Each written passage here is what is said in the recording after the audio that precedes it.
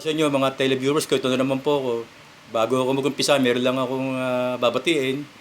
Si Mr. Kent Cosabo.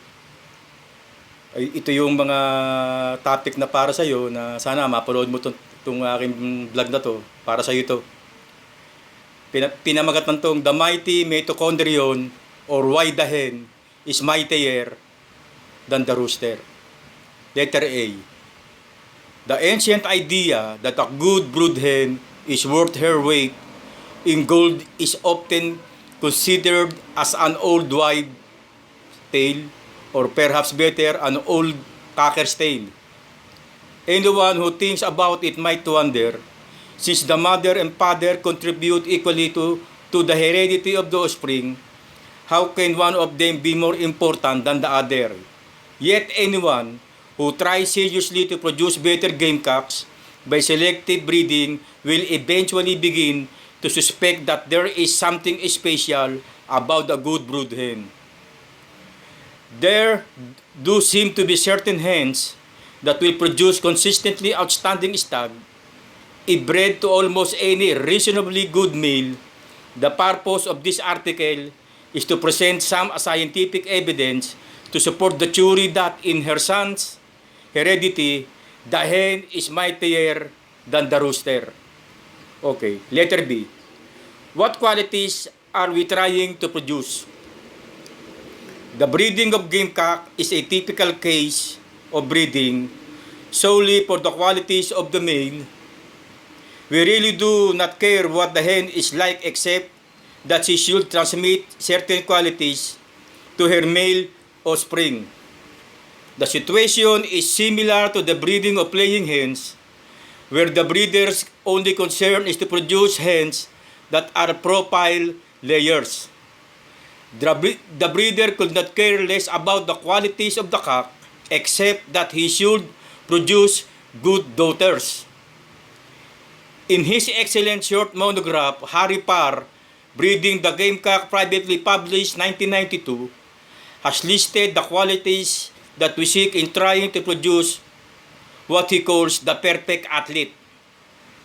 These are speed, power, endurance or stamina, gameness, cutting ability, good vision, sound conformation, and good plumage. These qualities are by no means independent of one another. For example, a cock with poor speed may never get a chance to show his outstanding power, and a cock with poor vision is not likely to cut as well as he could see better. With this in mind, I would like to focus on the qualities of speed, power and endurance as qualities most likely to be affected more by the brood hen than by the cock. These three qualities are closely connected with the performance of the cock muscle and nerves. I will concentrate on the muscle with the understanding that some of the arguments may also apply to the nerves. Letter C. The mitochondrion and muscle construction. A detailed discussion of the complex process of muscle construction is beyond the scope of this book, but a brief, simplified account is necessary in order to understand the special role of the hen in the inheritance of muscular properties. Muscle consists of bundles of long, thin cells arranged to make strong fibers that can be made to contract in length, producing great force. It has been estimated that the total tension that can be achieved by all of the muscle in the body of a gamecock is nearly 2 tons. The huge amount of energy required for muscular construction comes ultimately from the controlled combustion of food to produce a high energy chemical called ATP, whose hydrolysis is the muscle cell, is the immediate source of energy for construction. The source of this ATP, which derives construction, is a bacterium-like body called the mitochondrion, which is contained within the cell. The mitochondrion has been called the powerhouse of the cell because by a process of oxidative phosphorylation of foodstuff, it product the ATP required to energize all cellular function, including muscle construction. Continuously active muscles, such as the flight muscles of birds and insects, have large number of mitochondria, while less used muscles, such as turkey or chicken breast muscles, have fewer mitochondria. It is not surprising that the largest and most profuse mitochondria are found in the flight muscle of the hummingbird. The heart muscle is also exceptionally rich in mitochondria. When we consider the qualities of speed, power, and endurance, we can hardly doubt that this would be closely connected with the efficiency of the cock muscle, and that this efficiency in turn is likely to depend on the efficiency of the mitochondria in delivering energy in the form of ATP to both the skeletal and the heart muscle. Letter D. The mitochondrion as an independent organism. It was mentioned above that the mitochondrion is similar to a bacterium.